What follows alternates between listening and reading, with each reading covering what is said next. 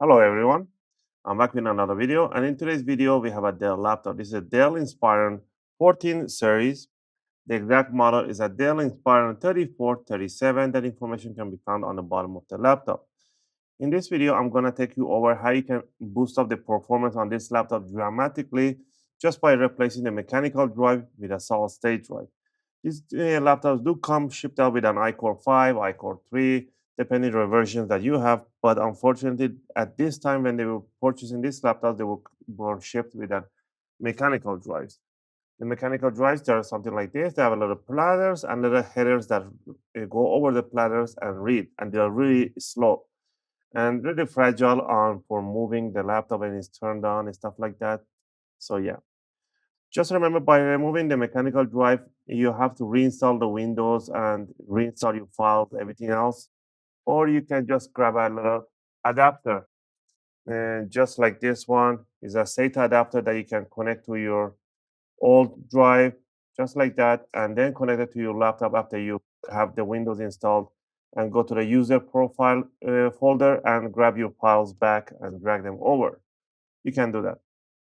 Or grab buy an enclosure for an hard drive and use your mechanical drive as an external hard drive with a nice enclosure. All depending to you. I'll leave the link in the description if you want to purchase whichever one of these. And for the solid state drive, you can purchase any 1 TB, 2 TB is solid state drive. They're all compatible with no problem. All right, in this case, as a demo, just for demonstration, I have this Kingston here. So let's get into it. So first thing first, back up your file if you want to. If not, just power it off. You want to flip it upside down. In this one, I don't have the battery. If you have the battery, remove the battery, just pull it out. Grab yourself a screwdriver set. I'll be using an iFixit screwdriver set.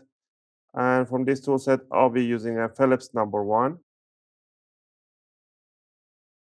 We are going to remove one screw right in the middle here on the cover. This is called a service cover. This is a small screw. Then what you want to do, you want to bring this cover towards the back. Put your fingernails. If you don't have a fingernail, just grab a guitar pick or any sort of opening to put it right there. And then lift it up a little bit, bring it up, and then just push it towards the front. Don't yank it too high, otherwise you're going to break the clips. You have to slide it towards yourself. All right. Once you have this one here, the hard drive is right in here. The hard drive is being held down by a half caddy, we call them, because just half is not full portion. There's a tiny screw right at the back on the bottom in the middle. You want to remove that tiny screw. Right. This screw is the same size as the cover screw. Then you have this kind of flap thing here.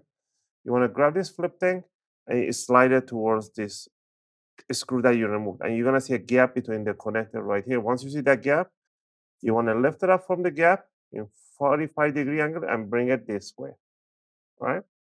And then we have this hard drive. This is a Samsung 1 TB, 1000 gigabyte, 1 TB. So what you can do here is grab the new one here. You can remove this cover here. You don't need it. You want to remove 2 screws on here. All right. And grab the caddy, put it right over the new drive. And then you want to put these screws back on.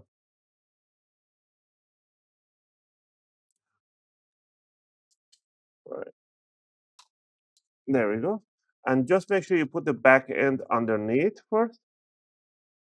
Once you put the back end underneath, and now you want to bring it in. Sometimes people bring it and you just go like this and just push it in, and the hard drive doesn't go in. Let me show you guys, because it goes right under the contact. What you want to do, you want to lift it up because the SSDs are a little low profile, so you have to keep them up a little bit in front of the contacts, and then you want to slide them inward. They do require a little bit of the force, so let me see.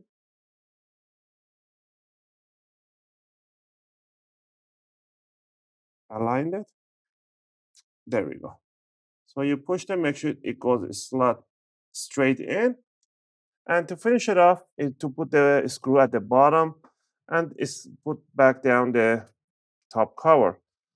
Make sure the top cover slides towards from outside towards inside, just like this, and then put the single screw in the middle. I have made a video how to create your Windows 10 or Windows 11 USB boot drive. Also, I made a video how to create your Windows 11 USB boot drive installation for the laptops that they don't have TPM or support for Windows 11. So you can install Windows 11 on this one without any issue, and it will work super fine with no problems. Check that link in the video description in case you want to install your Windows 11 with no problem. All right. Again, I hope you guys like this video and help you guys out. If you want to support the channel, click that like and subscribe. I'll greatly appreciate it.